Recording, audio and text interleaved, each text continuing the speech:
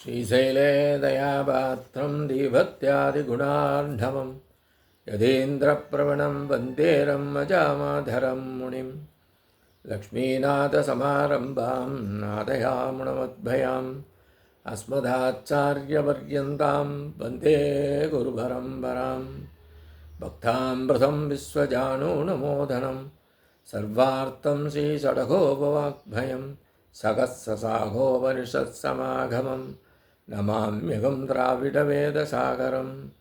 திருவழுதி நாடென்றும் தென்குருகூரென்றும் மறுவினியவன் பொருணல் என்றும் அருமறைகள் அந்தாதி செய்தான் அடியினையே எப்பொழுதும் சிந்தியாய் நெஞ்சே தெளிந்து ஏய்த்த பெருங்கீர்த்தி ராமானுஜ முனிதன் வாய்த்த மலப்பாதம் வணங்குகின்றேன்.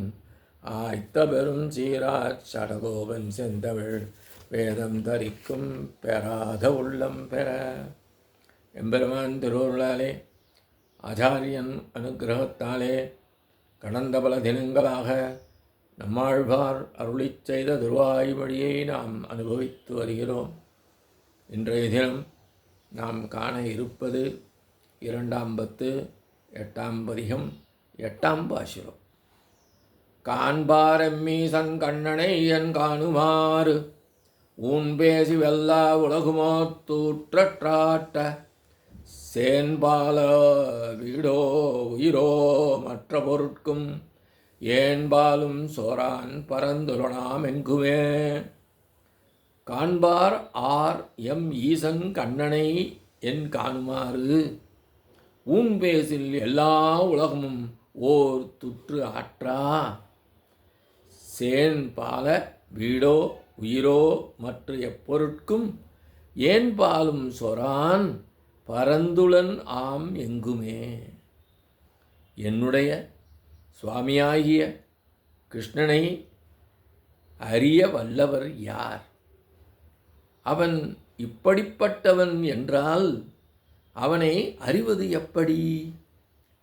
அவனுக்கு உணவு இது என்று கூற முனைந்தால் அனைத்து உலகங்களுக்கும் சேர்த்து ஒரு பிடி உணவு கூட ஆக இயலாது.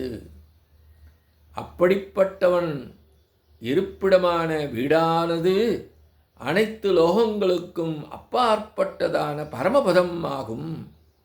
அவன் தன்னைத் தவிர மற்ற அனைத்து பொருள்களுக்கும் அந்தர்யாமியாக உள்ளான். அனைத்து திசைகளிலும் ஓர் இடம் விடாமல் எங்கும் பறந்து நிற்கின்றான்.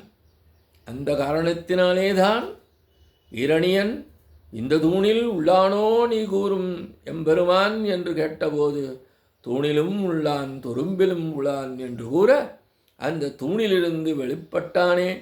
காரணம் என்னவெனில் எங்கும் பறந்து நிற்கின்றவனாயிற்றே அவன். எத்தனை ஞானம் நிறைந்தவர்களாலும் கூட கிருஷ்ணனுடைய வியக்க வைக்கும் செயல்கள் குறித்து ஒரு சிறிய அளவு கூட அறிய இயலாது என்கிறார். காண்பாரியம் ஈசன் கண்ணனை சர்வேஸ்வரனாக உள்ள போதிலும் மிகவும் எளிமையானவனாக கிருஷ்ணனாக வந்து அவதரித்து திருவாய்ப்பாடியில் பல விதமான லீலா வினோதங்களை செய்தவன் எனக்கு கையால் என்று கூறும்படி நிற்பவன். அவன் தானாகவே தன்னை வெளிப்படுத்தி கொண்டால் மட்டுமே நான் அவனை கண்டது போன்று மற்றவர்களால் காண இயலும். இதனை விடுத்து தங்களுடைய முயற்சியினாலே சிலர் அவனை காண முயற்றால், அவ்வாறு முயற்சி செய்தால் அது இயலுமோ? இவ்வாறு ஆழ்வார் கூற அதனை கேட்ட சிலர் ஆழ்வாரிடம், சரி, அவனை தங்கள் முயற்சியால் காண இயலாது என்கின்றீர்கள். அவ்விதம் சிலரால் காண முயன்றால் என்ன கூறுவீர் என்றனர். இதற்கான விடையை அருளிச் செய்கின்றார். என் காணுமாறு அவனுடைய எந்த செயலைத்தான் காண இயலும் அல்லது எந்த அளவு அவனை காண இயலும், முழுமையாக காண இயலாது என்கின்றார். சரி, ஞானம் நிறைந்தவர்கள் அவனை காண்பதற்கு என்ன குறை உள்ளது என்ற கேள்வி கேட்பார்கள் அல்லவோ, அந்த கேள்விக்கும் விடை அருளிச் செய்கின்றார்.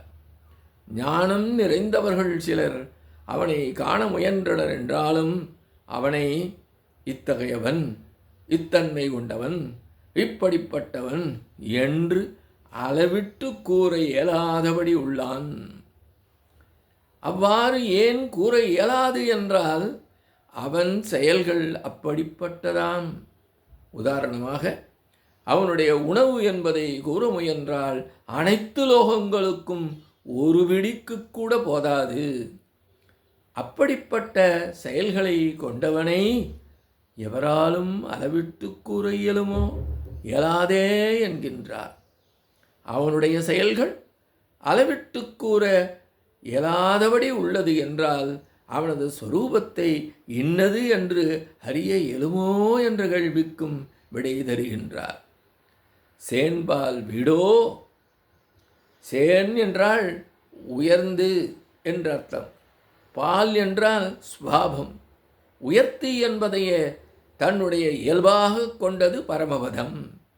அங்கு உள்ள நித்திசூரிகள் மற்றும் முக்தர்களுடைய இயல்பு அங்குள்ள தேவர்களுடைய இயல்பு போன்ற பலவற்றையும் கொண்ட என்கின்றார். என்பாலும் சோரான், எல்லா திசைகளிலும் எல்லா பொருள்களிலும் வியாபித்து நிற்பவன் அவன். பரந்துளனாம் எங்குமே, இவ்விதம் எங்கும் நிறைந்திருக்கும் பொழுது ஏதேனும் ஓரிடத்தில் இல்லையோ என்ற குறையில்லாமல் எங்கும் நிறைந்திருப்பவன் எம்பெருமான். ஆக எங்கும் நிறைந்திருக்கும் அப்படிப்பட்ட ஒரு பொருளை அந்த பொருளால் நிரப்பப்பட்ட மற்றொரு பொருள் தன்னை நிரப்பியுள்ள அதனை அளவிட்டு காண இயலுமோ என்கின்றார். எம்பெருமானால் படைக்கப்பட்ட அத்தனை பொருள்களும் எம்பெருமானை பற்றி முழுமையாக அறிந்து கொள்ள இயலுமோ, அளவிட்டு கூற இயலுமோ, இயலாது என்பதை இந்த பாசுரத்தின் மூலம் நம் போன்ற சேதனர்களுக்கு ஆழ்வார் அறிவுறுத்துகிறார் என்பதாக இந்த காணொளி நிறைவு செய்கின்றோம். எம்பெருமான் திருவடிகளே சரணம், நம்மாழ்வார் திருவடிகளே சரணம், எம்பார் திருவடிகளே சரணம்.